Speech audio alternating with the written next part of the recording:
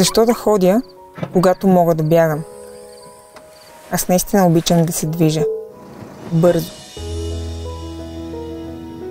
Моята страст е моя професия.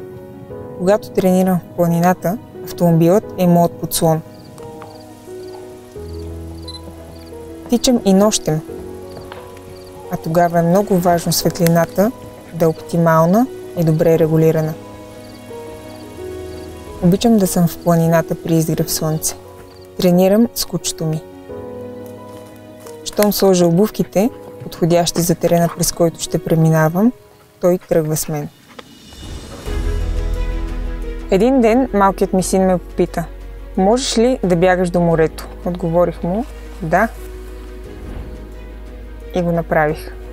Пробягах 600 км от връх Ком до носа Емине, през планината, за по-малко от 6 дни.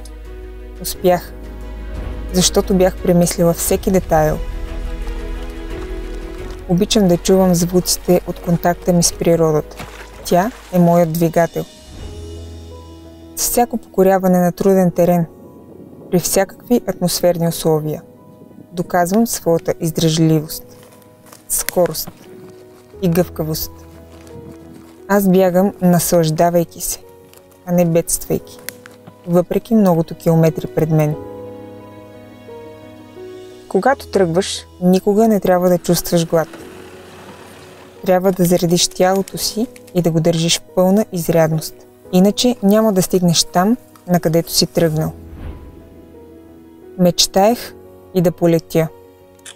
И тук всеки елемент от оборудването трябва да е на мястото си. И полетях.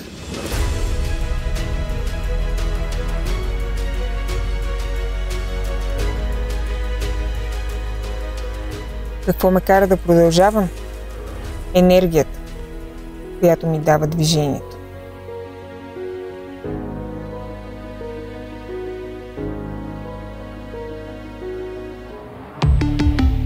Volkswagen